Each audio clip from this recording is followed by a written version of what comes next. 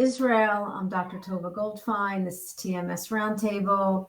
We are here every Monday night, and you guys all know how happy I am to be here with my wonderful co-host and professional partner and best friend, Rose Hoy from Melbourne, Australia, who will introduce our guest this week. Good morning, everyone. You know, in Melbourne, it's 7 a.m. and we're starting the day bright and early. For the rest of the world, it's nighttime and evening. Now, today we've got Neil Durrans. Now, the reason we've brought Neil on is, A, he's a coach and a therapist, but he had an affliction, I would call it, called dystonia. Now, if no one has heard of it, think of your eyebrows and your eyelids closing on you all the time and being too heavy to be opened. And then the light comes in and makes it worse. Now, again, Neil also fits the Dr. Sano story of being a very industrious man, always capable, always there, ready to lend a hand and do things, and forgetting about his own inner life. And then, of course, dystonia hit him and he had to start reflecting. And this is why we've got him here for you, any of you who have got any somatic problems, to recognize that the most important thing is to reflect back in to your heart and to your soul, and to become connected again, connected as a whole person, so that you can be the great helper and looker after, but you can also be looking after yourself. So welcome, Neil, and please tell us your story, the background, how you were always industrious, always the busy man. And then this happened and you had to reflect. He has also got a family of young children, so he had to worry about dealing with that and dystonia. So please welcome to TMS Roundtable and sharing your journey. Thank you. Thank you so much. Amazing to be here, first of all, and to talk about a bit of my story, which is common with these conditions, these diagnoses.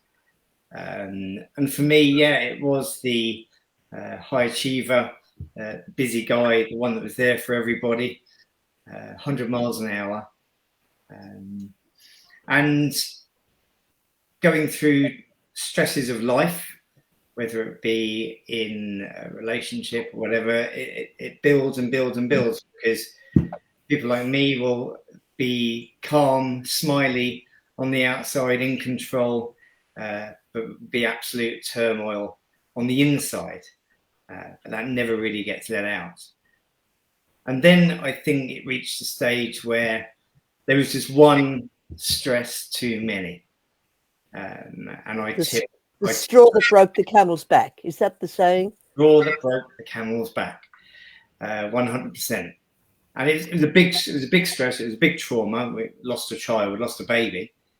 And it was huge. And my responsibility as partner and father, and was to maintain my strength externally.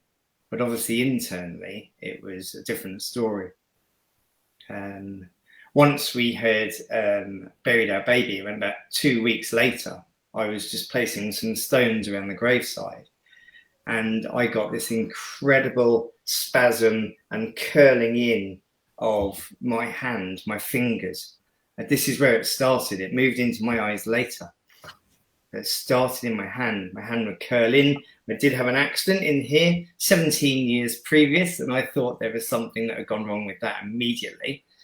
I didn't realize at the time why that particular part of my body was chosen, but now I do. At the time, I thought something had gone wrong.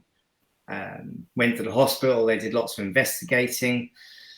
Couldn't find anything wrong. The MRIs came back clear. There's nothing there. I'm like, are you serious? This is killing me. And this just went on for about 10 months. And it was every 7 to 10 days, my hand would go. And I started to figure out that it's not physical, because we thought it was physical. I was very physical in my work, very manual in my work. I worked in retail as retail manager. So I was very physical in my work, and my partner was saying, "Neil, you're doing too much. You know, this is why it's happening." And I'm like, I don't think so, because it's spasming when I'm doing nothing. So it's very inconsistent, and I try my hardest to make it happen. I'd be digging in the garden, saying, "Come on, you know," and nothing. It wouldn't happen. But then there's something as simple as opening a door, and then it would go again. So this went on, like I say, for about 10 months, and then it stopped. I'd lost my confidence at that stage. Because I'm right-handed. I couldn't do anything with my right hand, so I lost a lot of my confidence. My being the best of the best in my workplace wasn't the case anymore, because I couldn't fulfill my role. So my confidence was dipping. I couldn't fulfill my role as a father, as a partner, because I started to have to rely on my partner to do things. And then about 2 months after this stopped, I started noticing my eyes would be blinking and shutting down at different times. When I was driving, when I was walking, when the sun came out, when I went into a supermarket. I worked in a supermarket, and when I went into the supermarket with ultraviolet lights, my eyes would struggle to close, to open up, and I found myself starting to bring my head down, and then that started to be a thing. So my head would actually stay down, and I'd struggle to. I'd be looking at people like this when I'm talking to them when they're right in front of me. So when I was going through this sort of 10 months, I had the diagnosis of focal dystonia, but then it stopped. I was like, okay. And then when this came in, it was about a year and something later, as it was getting worse and worse and worse and worse, that I discovered Blepharospasm. And then had that diagnosed, and then they were going to put Botox around my eyelids, which is the go-to treatment for this condition, because it's muscle tension, to make the muscles go flaccid. And I freaked. I had an absolute panic attack. You know, a therapist with a needle phobia. What a thing. So I completely freaked out. We didn't mention the word fear yet, but I'm sure you'll bring it up. Oh my God. There's one of them. But once I realised I couldn't have the Botox, and I was prescribed Valium to try again in a couple of days, I just thought, I can't do this. I can't do this.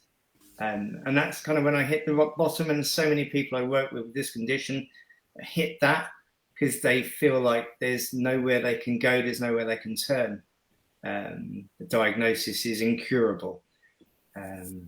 So it was then, on the way back to the train station, that my partner just said one line, and that changed my whole outlook. And she said to me, "Neil, your brain created this, so your brain can take it away." How did she know that?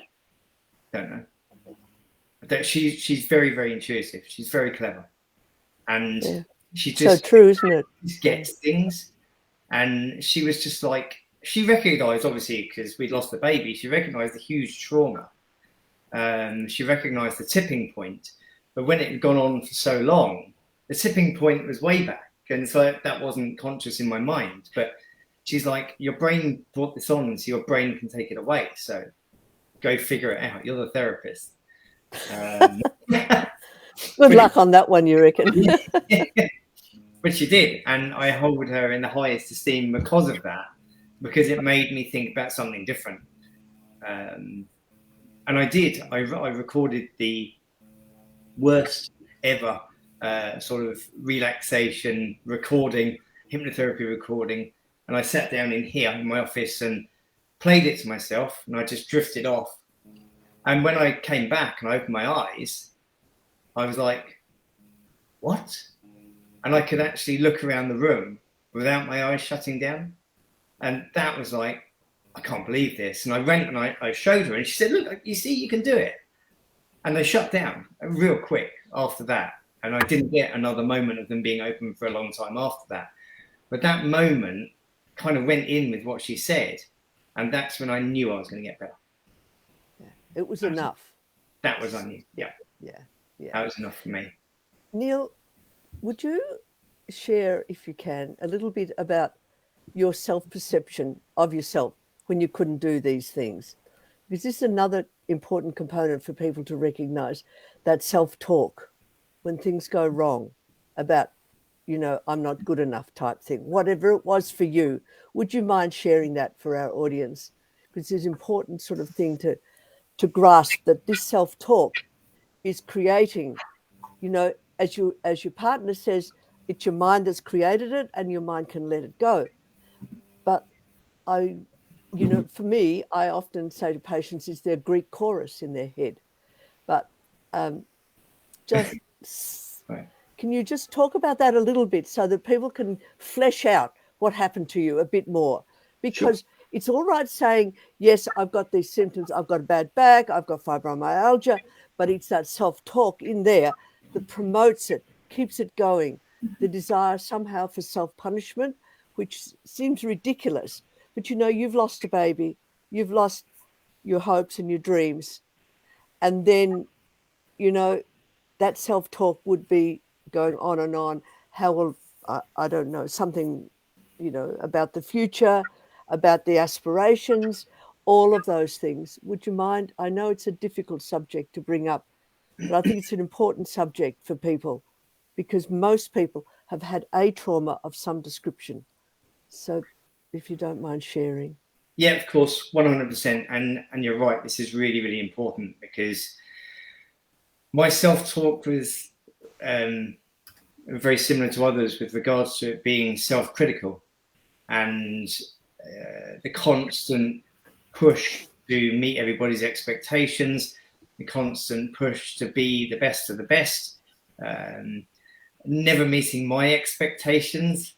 And that's really hard because externally you are that person that's 100 miles an hour driving, but inside you're running, just running for myself, running for my own expectations, and a feeling of failure that you can get because your expectations are so unrealistic. It just goes against itself. So the feeling of I speak to my clients about going back into the past and the should have and the could have and the would have, where we're completely beating ourselves up as we are going through what we should have done and what could have happened. If I'd have done this, and that would have been okay, and so on and so forth. And self-blame and self-criticism that is a constant battle. And that is probably the number one thing that I would say is important to turn around, is your relationship with yourself, to not be giving yourself, don't be hammering yourself over the head for everything, and just give yourself a bit of kindness and support and encouragement, and take the learning from the past and put that into the future instead of living in the past and beating yourself up in there. So Neil, how does someone, to continue what Rose is saying and how you ungraciously responded to it, how does somebody fall in love? How does someone love their fibromyalgia? How does someone love something that they feel their body's been attacked? How does someone love that? How does someone have a relationship with that? Well, you're not loving the symptom, let me tell you that. But you're loving the cause. You're loving the. So go ahead, continue. What are you loving then? It's understanding why the symptom's there in the first place, and then building that connection between your conscious and your unconscious, or subconscious, some people call it. And it's working with that. The symptom, as you balance, or as I balanced, the symptoms started to go away. What if they didn't? What if they didn't go away? Because for a lot of people, they're not going away like that. Okay. And the relationship with yourself is learnt when you're a child. It's taught to you. So if you're criticized as a child, that's it. You're taught to criticize yourself.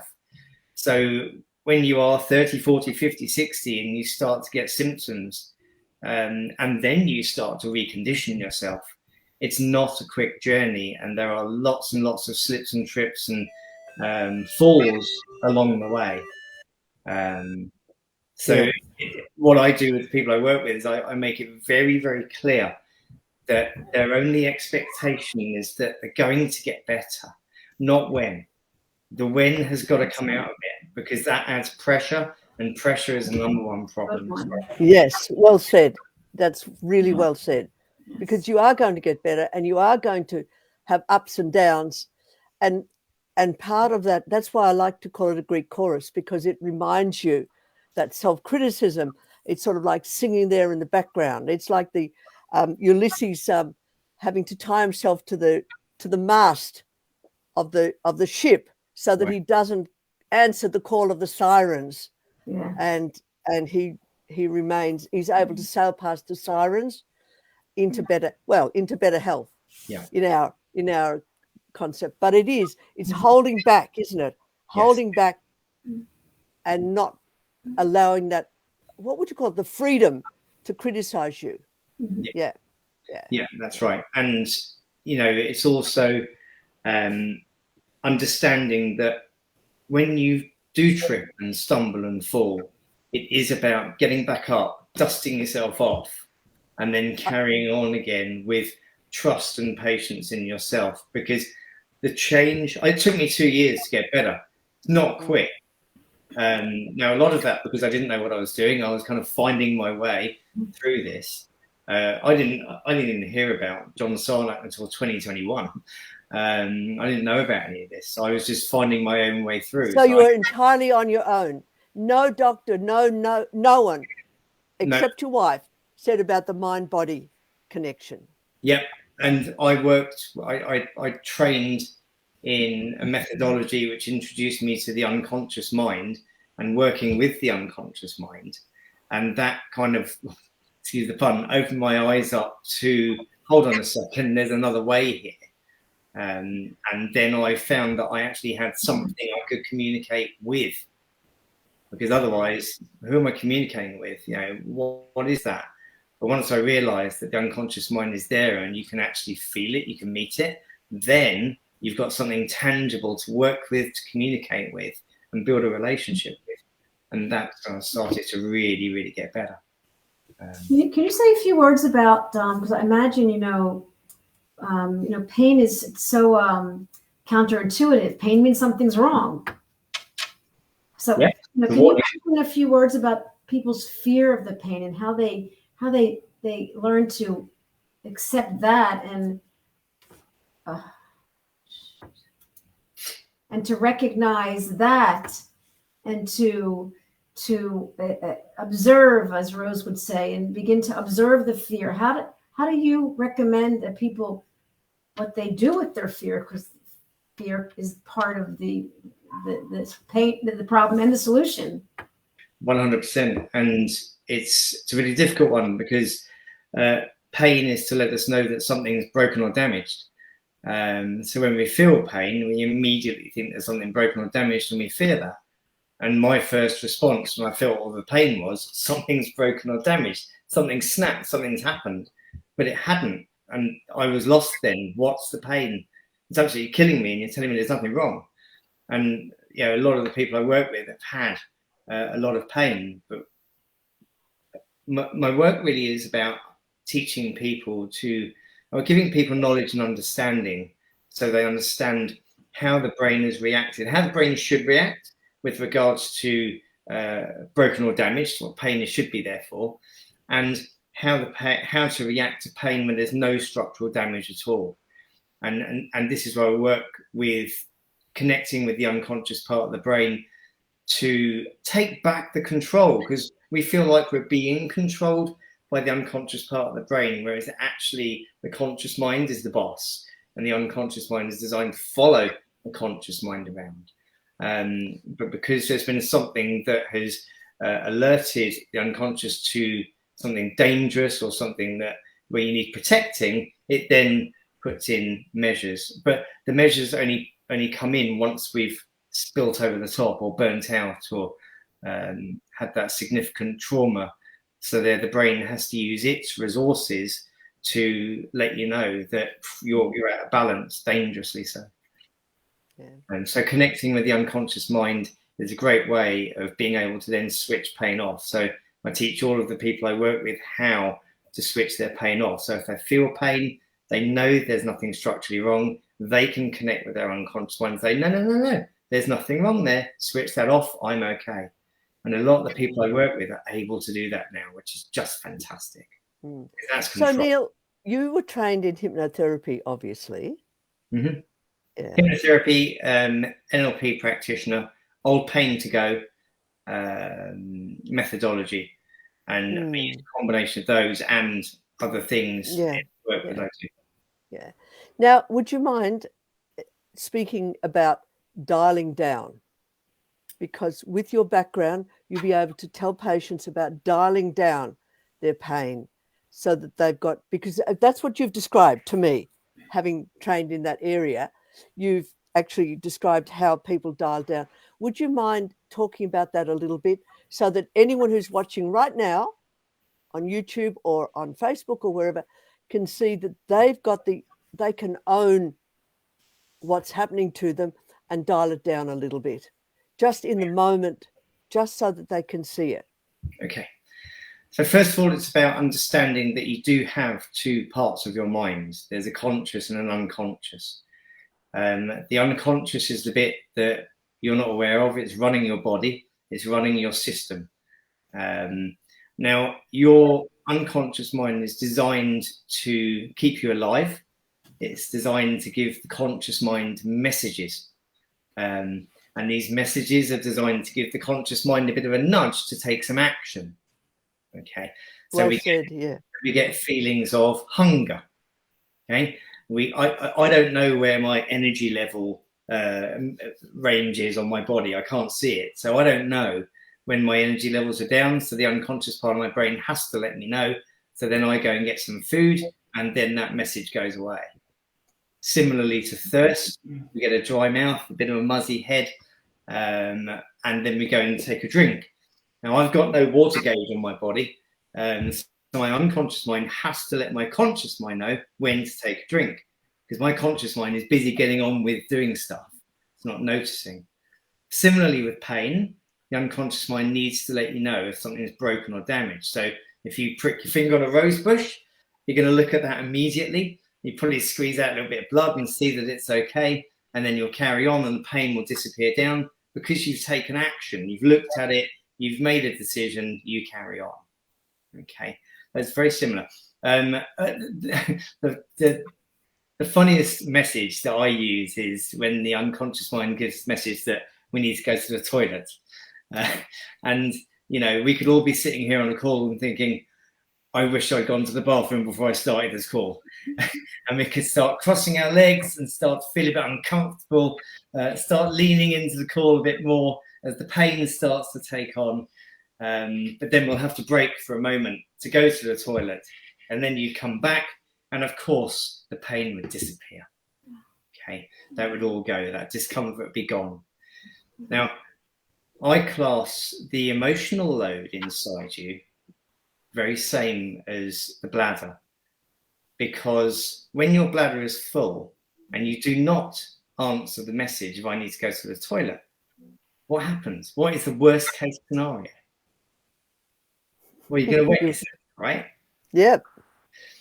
Now, with your internal, that's the self-talk, with your internal emotional load building up, when it's reaching its capacity, it's then the brain has to let you know. That's its job. The unconscious mind has to let you know there's a problem, because internal emotions are toxic. Okay, they're running adrenaline and cortisol into your system, so it's going to end up causing a problem. So therefore, the brain has to let you know there's a problem, and then the way it lets you know is by giving you a symptom. And the symptom, as far as I can see, is the unconscious mind's way of emotionally wetting yourself. It's expressing emotion. It really hurts. It's expressing the emotion that you're stuffing down inside of you. So it's a form of expression. Before the symptom comes, and I wouldn't have known this if I hadn't learned a lot from Rose about ISTDP, is that there's anxiety before that. And if we recognize we're rubbing our hands, or I'm going like this, or I'm going like this, or I'm, or am I breathing, or I'm feeling sweat. like, or just being aware of myself, like a little anxiety, like I'll sometimes my eyes will be blinking and I'll think I'm a little nervous. Right. So if we notice those anxieties, we'll be able to be aware before it turns into a symptom. Right. So twitchy eye, all things like that. We get these. Obviously, I think Blepharospasm is a hugely magnified version of that. Oh yeah, yeah. But yeah. we do get those little warning signs which we ignore. We just keep on going consciously. So that's the unconscious mind starting to let you know.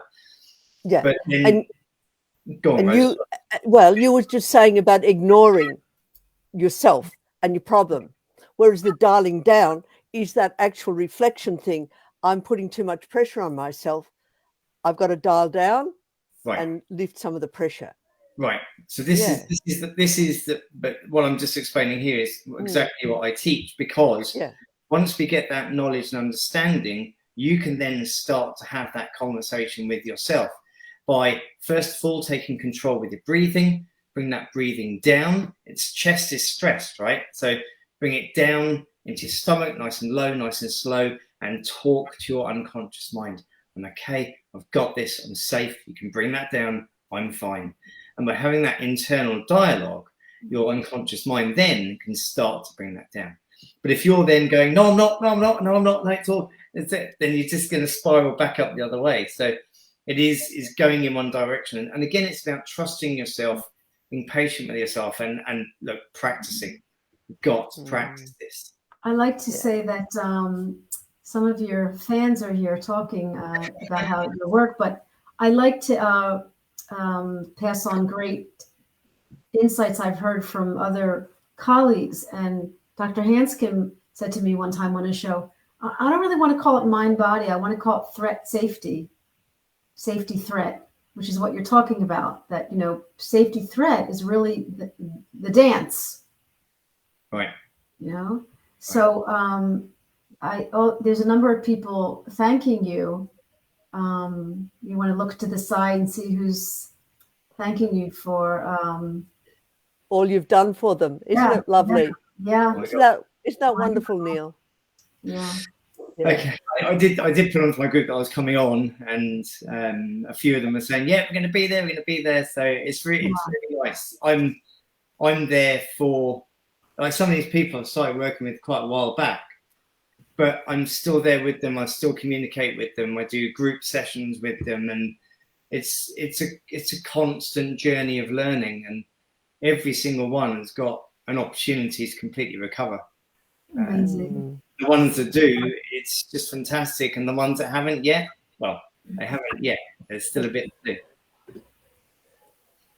I see Irene's on as well. Sally, you've said Neil has helped me understand why I feel like I do sometimes.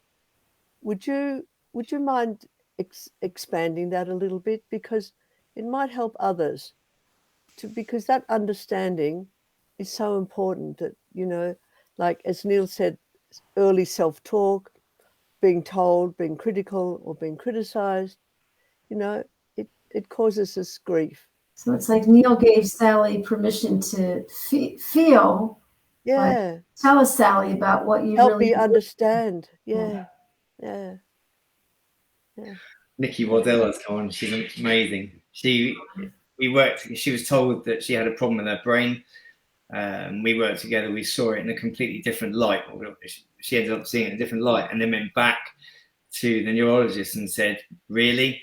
They did some work with her, and they did some FRIs starting in April, working through the months.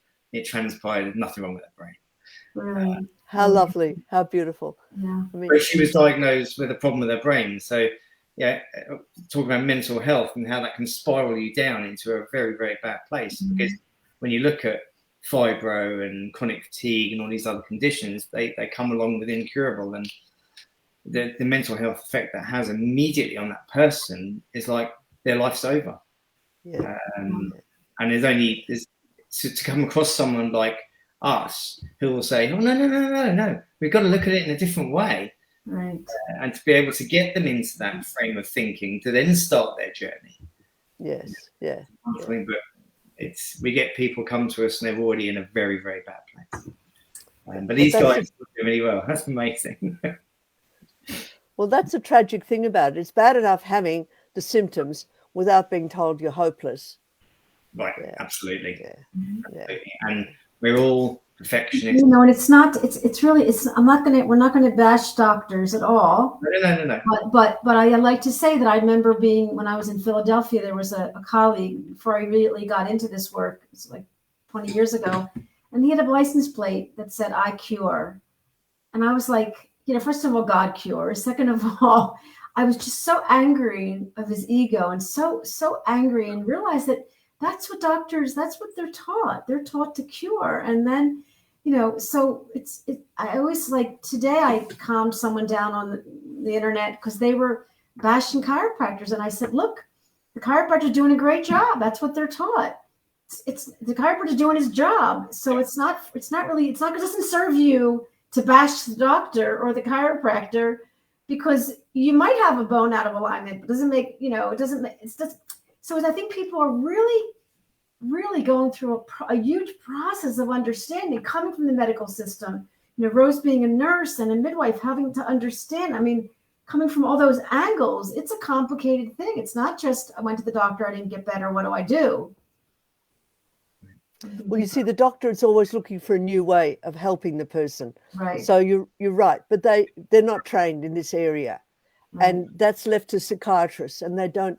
Never the twain shall meet type thing. And Descartes said, "I think, therefore I am."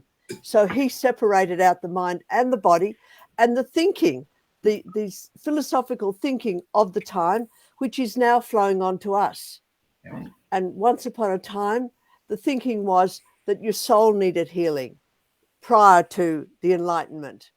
So what we're doing, Neil, Tova, myself, and other therapists, is drawing the soul back into the body, and for the person to recognize that there's a whole person within there. Right. So, yeah. And I'd like to mention the soul, if we can, and get your sense about it, Neil.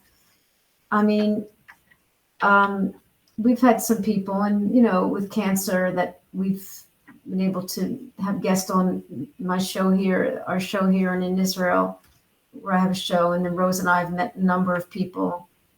And,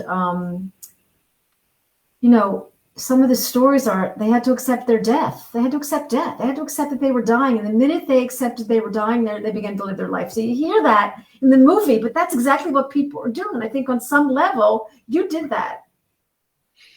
Right, 100%. And you can write you can, you know, follow whichever path your mind is sending you on. So if you're thinking, this is it, this is the way it's going to be, you're right. If you're thinking, look, there's a way out of here and I could get better from this, you're also right. But it's where you put your energy, your belief. Belief starts off as a word, but the more you say that word, yeah, I know I'm going to get better. It's chemical. It's chemical reaction. And then when you start to get change happening, and I always say, when I work with people, it's not about the neck, it's not about the eyes, it's about you as a person. And if you notice any change, that's great, because change equals change. So you're going to get more of that. It starts to go in a direction. And I worked with a lady with tinnitus, and we got rid of her fear of the dark. I didn't even know she had a fear of the dark. But because of the process we were using, it disappeared. The tinnitus changed. It moved. That's great.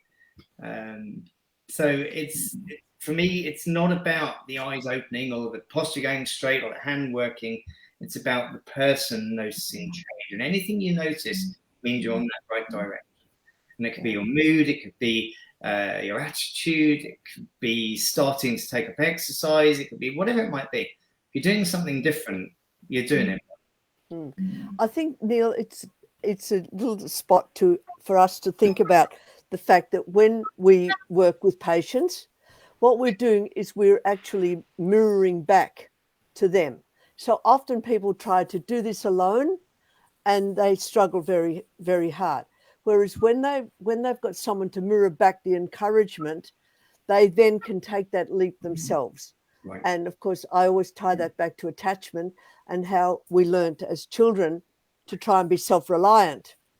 And when we were self-reliant, nobody listened to us, nobody heard us.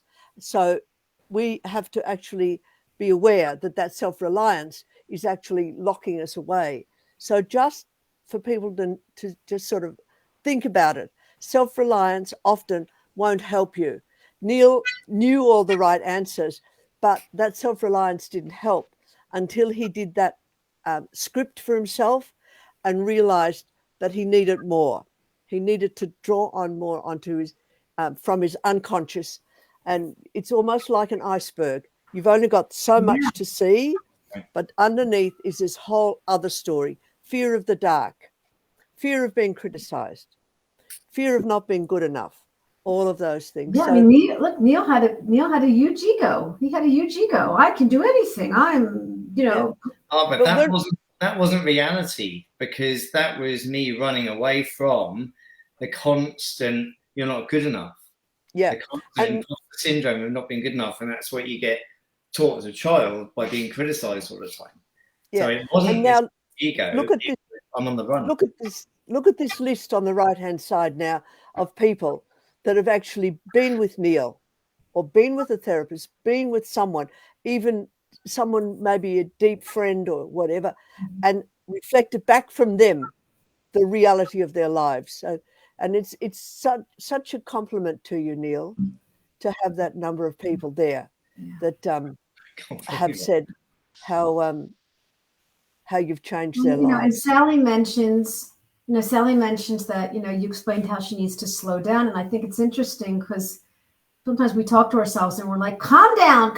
But it's not about calm down. It's about slow down, like compassion. So we don't bully ourselves. There's an acceptance, and then there's a calming, which can happen in the brain from the parasympathetic nervous system. So obviously you're a calming coach, Neil. You have these, your experience, and you're able to really help people, like Rose said, to mirror the healer in them, to mirror the doctor in them. Yeah, 100%. Yeah, the comments are amazing, and I reflect that back to them, because everyone I work with, you give them a project in life and they'll nail it and they'll over deliver it.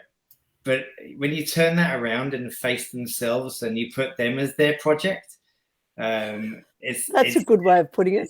I love that. But how hard is that for people to, I'm involved with this movie called Love Heals, and how hard is it for us to love ourselves? Totally. Why is that so hard, Neil? I mean, Rose, I know Rose's answer, but why do you think that's so hard to love ourselves? Well, because if you are criticized as a child, then you set it up. Value is already down, and then you just, I went through when I was about 10, some bullying and stuff like that. So that would have doubled down on that, and then going through. I mean, I'd be a manager in retail, go to a management training course, and I would be the one sitting in the corner, completely quiet, shy, wouldn't say anything. And then if someone said, "Hi, Neil," "Oh, hi, how are you?" And then we get to presentation time, and I would deliver this presentation that I thought was rubbish. I've been up all night, getting it all right and stenciling all the letters and colouring it all in.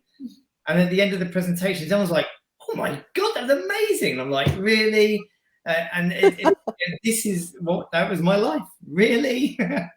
But it wasn't until I started to become my friend and show some respect to myself, and then become my best friend, that I was able to actually come away from all of this. Wow.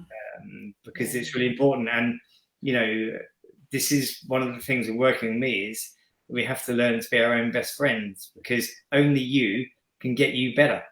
You have to take that responsibility on, because when people are sick, they go to this one, and no one can help them when actually they're staring at them in the mirror.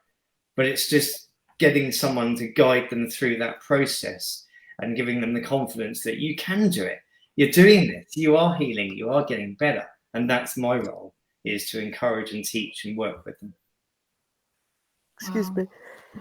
And this, and dialing down is, going back to your earlier point, is really giving the person the confidence to be able to control their own pain. And it's almost just by asking for it, but it's asking for it in an assertive way. Not necessarily getting angry with yourself, but saying, hey, that's not acceptable. I know there's nothing wrong with me. Take that back down. And then take it down. Exactly. It's off. It's off you go then. It's not sitting there looking at it, because then the unconscious mind feels pressure. It's asking it to do something, go off and do something else consciously, check back in a little while. Hey, you know what? That's really gone down. That's good. So it's being the boss. Can you do that for me? Thanks very much. Off you go. Yeah. It also allows the person to see that they own their healing. That's 100%. The other lovely thing about that whole idea. Yes, I'm an adult now. I can face these things. Yes, these things are frightening, but I'm an adult. So and sometimes it's hard because I had a patient who I was having him do this work and the pain reprocessing therapy and then observing, and he just said, I can't keep looking at myself. I can't. It's triggering me. So we're another level of like, I can't go deep. I can't accept myself.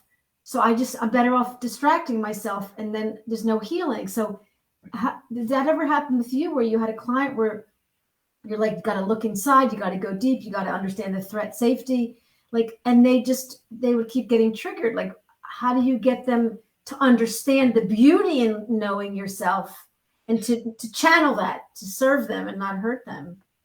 Yeah, that's the challenging bit, especially when you've got such a physical condition where there's changes in your physical shape, to be able to bring that confidence in yourself, to work with yourself, to bring that back into calm again.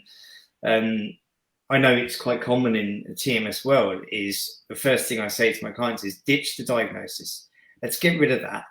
Okay, get rid of that, and let's focus on you. And I do work with character type, with history of symptoms. It was only in 2021 when I discovered TMS that I realized, oh my God, I've been having this all my life, because I realized that when I was a kid, I had eczema. When I was 10 and being bullied, I developed asthma. That got me out of playing sport. Wow, I love it. I then developed anxiety in my 20s. And then it was into sciatica back pain in my 30s, acid reflux, and then into the physical, which was obviously my unconscious mind shouting the loudest, for God's sake, will you listen to me? Wow. And it's all gone. There's none of those symptoms anymore now. And that's really, but once I got it, but I didn't get it until I read the Mindbody prescription. I saw all these conditions, like, I had that. I was like, no way. It's written for you. Yeah, so I got it, and then it went. The rest of the other symptoms, because I still had Michael Galinsky will say that you have this condition, and it's called being human. Right. Yeah. Right. But it's look not what Betty wrote about you. How lovely. But it was bonkers. Oh, yeah, brilliant. That's the truth. That's the truth. It sounds like you have a nice. You see, look. Yeah. See, Betty dials it down. Now I talk to my body and release the pain and spasms. Yeah. Yeah. Okay. And once you realize you can do that, you can change it. Well, then you can change it for good. You can switch it off. And most people with these conditions, they recognize when they start with me that it switches off when they're asleep. So when you're asleep, it's only the conscious mind that goes to sleep. The unconscious mind doesn't. But the conscious mind is a troublemaker. So when the conscious mind's out of the way, it turns the symptoms off. Except some patients have insomnia. Right. Okay. Which is also a symptom. Okay. Yeah. But it's brilliant for them to recognise that it turns up, turns down, turns off is a huge thing, because then the belief starts to change. Yeah. Could I just also mention, Neil, for patients that aren't able to do that, that's where they need that extra support, because that turning it around is so difficult for some people. And of course, theoretically, it's related to early trauma. it's related to ACEs. So anyone who's watching or listening at the moment and who can't turn around and dial the feeling down, it's because of that fear component that's in them. And often they need someone to reflect back to them that they're safe, because they haven't ever experienced a sense of safety. Without a sense of safety, fear is always in the background. And I loved your story about the person with tinnitus and they were afraid of the dark. It just speaks it to what happens to people. So thank you for bringing up that that example, because it's not what appears on the surface, what's bothering the people. It's something related to it in a different way often. And, you know, as Tova said about Louise Hay, she gives us clues, you know, a bad back, heavy burden on our back, fibromyalgia, something like that. Maybe we were yanked heavily as kids and the shoulder goes out quickly because of the way we were treated. You know, like when we were naughty, we got into trouble and we maybe got pulled or yanked, and then those muscles go out and you need to go to the chiropractor to get your back in alignment again. So be kind to yourself. And also, if I could just mention that Tova said about loving the symptoms, what she, if I could reframe what you said, it's not about loving the symptoms. It's more about being aware that this symptom is trying to get me to notice myself. And that's the love. But sometimes it's too difficult to actually reach it. And that's why often we need support in reaching it. So just to sort of tie all this together so that we've got a complete picture as we almost end our hour, I just wanted to be put together for everyone so that they can see that this struggle is not your only struggle. It's not you're not the only person. It's not an easy struggle. So yeah. And probably Neil has said this in his work, and we all say it in our little different ways that we say it. You know, there's sensations in our body, and then we have a sensation and we add fear, it turns into pain. So if we can understand the sensations that come and go with, and look at the fear factor and realize how much control we have, you know, and that's the whole, you know, so if it's so fascinating what you went through, Neil, and how you shared it. And, you know, you're helping so many people. I wouldn't have heard of dystonia. I mean, I met someone years ago, but I'm really happy that I think you contacted me in the YouTube or something. We connected a few months ago and you were so busy. Your schedule was so booked. I had to like put you in like 6 months later. So we really appreciate your time. And maybe you want to leave the listeners with a few, you know, insights. Because some people are not here that are not your clients, and that will also be on YouTube afterwards. And that, what would you like to share with some of the listeners? Well, just really, you know, if you've been given a diagnosis of something as an autoimmune and it's incurable, then please step outside of that and look for other ways, because when you do find people that work with the mind and the body, you're going to see things in a different light and you're going to understand things in a different way. And it is a whole new teaching, but ultimately you have all of the resources to get yourself better. And that's the most important thing, to be able to understand that and believe that, and then go ahead on that journey to turn it around. Because when you do, my God, it's an amazing feeling. It really, really is. Yeah. Okay, so that's my final thought. Yeah. You can do it. Really good. Really nice. Well, it's true. Stringer there. Yeah, wonderful. Anything else you want to say, Rose, before we say? Yes, I'd like. We've still got a little bit of time. I wonder, Neil, NLP. Would you just sort of, you know, over the years, you'll notice that we've brought many, many guests on, and people have healed with them. Now, to me, it's more about the confidence that a person gets that there's someone there listening to them and being with them. But we haven't actually ever spoken about NLP. And could you just draw a little bit about how you use it with patients so that they can sort of see it from a different angle? And also, you know, the hypnotherapy, like the relaxation, the body softening and the breathing. I mean, we've often discussed that, but we haven't actually discussed anything about NLP. So sorry, Neil, I've sprung this on Neil without warning him. So my apologies to Neil. Neuro-linguistic processing. So it's that's kind of neuroplasticity, no?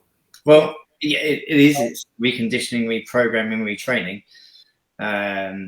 But with NLP was the first thing that I became trained in, and I was just delighted that you can actually do stuff with people and help make change happen. And I would use like the fast phobia cure and things like that, and go through all these different visuals, and someone would walk out with no fear anymore. And I thought, this is just great. But when I did learn Old Pain to Go, which it kind of stems from NLP. There's lots of everything in everything these days, isn't there? So we can call it what we want. But ultimately, it's because they do parts work and things like that. But connecting with the unconscious mind live is the thing for me. Because I used to do all this visual stuff with people to try and get rid of a phobia. Now we can just delete it. Okay, and once the person understands that it's not serving a purpose, it did at the time when you were a child, but it's not now as an adult. So we connect with the unconscious mind and we ask it if it can delete it, and it lets us know, and then it's gone. Just press the button and it goes. Literally just pressing a button, and it's amazing. So I don't really go through NLP technique. My go-to is working. If I'm working with the person to create change, it's going to be directly with the unconscious mind, because that's the bit that's running the symptom. That's the bit that we need to connect with and build a relationship with to then make the changes happen. So I don't really use a technique. It's just an amalgamation of lots of things. That's true. Yeah. But it's just that we haven't ever actually spoken about the fact that, yes, we can let go. But right. Yeah. Yes, we can let go. And once the person consciously realizes that has an awareness, and they've got it, so that light bulb moment happens, then we can switch it off. And the amount of changes that we see that do happen rapidly, it's just amazing. I mean, a lady came to see me, had a fear of spiders, common one, and we worked with, and she came with her boyfriend because she was coming to see a strange little man. So he was sitting there as well. So we deleted the program of spiders. It didn't need to be there. It was when she was a kid. And I did a bit of relaxation to just go through the body to relax them down and all the way through. And I asked him to close his eyes too. So we did it with both, because the unconscious mind is always listening. And then she opened her eyes and she's looking around, trying to picture spiders and feel the fear, which wasn't there anymore. He starts moving around like this. And I'm like, you okay? He said, yeah, my back pain's gone. I was like, what?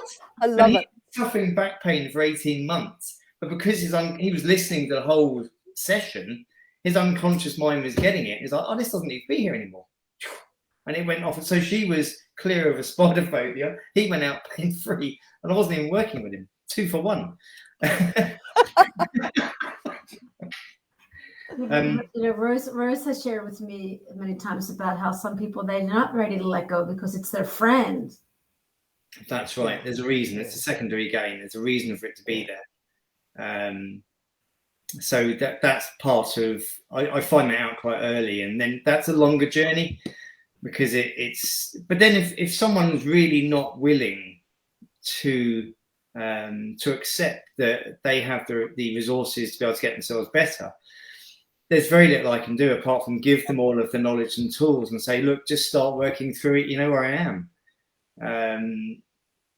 That's hard, because I know that you can get better. But you are going to get people that give up. People give up. This takes time sometimes, so people give up. They think it's not working. One of Rose's the doctor she studies with, this book is called, isn't it called Reach into the Resistance, or Reaching Through Resistance? Reaching to Resistance. I mean, the resistance is a huge Alan Abbas, part of what's another level. I mean, you know, not that you were an easy case, you weren't easy, but there are people that they're so holding on to this, and that's another part of the attachment and the. Right. So it can, you know, there can be a lot of. So I'm thrilled that you're able to help so many people, and it's so wonderful to have them come to our virtual studio. And can I just add one point, just to finish off Rose's question, because you spoke about hypnotherapy as well, and bringing them down into relaxation. And first of all, it's teaching them to slow their breathing down, take it down into your stomach, nice and gentle, nice and slow, nice and low, away from their chest. And some people hold their breath, of course, as well. And then it's just me talking to the unconscious mind. There's nothing for them to do consciously. It's me talking to the unconscious mind, taking it through a series of visualizations to enable them to go from one state to another. They don't have to do anything. They don't have to run around the garden like a chicken. It's just stay there and breathe, and just trust your unconscious mind to do it. It's in charge of your muscles, so let it do it. And it's great to see them come back and just like, I don't want to move. I don't think I've felt as relaxed in such a long time. And I'll come back and I feel significantly lighter with some of the work that I do, because there's so much has been lifted away. It didn't need to be there anymore, and the unconscious mind is in charge of that. So it's great. If they're ready to let go, you can get some stuff happening. Yes. Now, folks, Neil has got a lovely website, and he's got his whole story on it, and he expands it a lot more than this. So anyone who's interested, anybody who wants the details from A to Z. It really is lovely. Wonderful. So thank you, Neil. Thank you so much. And thank you, Tova, for staying up late tonight. Yeah, thank you for getting up early, Rose. My pleasure. All right, so we'll be back next week for sure. And Neil, it's so good to meet you. I'm so happy to be here together with the three of us. Brilliant. Next week, we're going to talk about anorexia and bulimia. So another how way it relates to we bully ourselves. Yeah. And this will be on the YouTube, so people can see it here. So we'll send you a copy, Neil. You can send it to your fan club. And have a wonderful rest of the eve. Good to see you. God bless. Thank you so much. Amazing. Okay. Good night.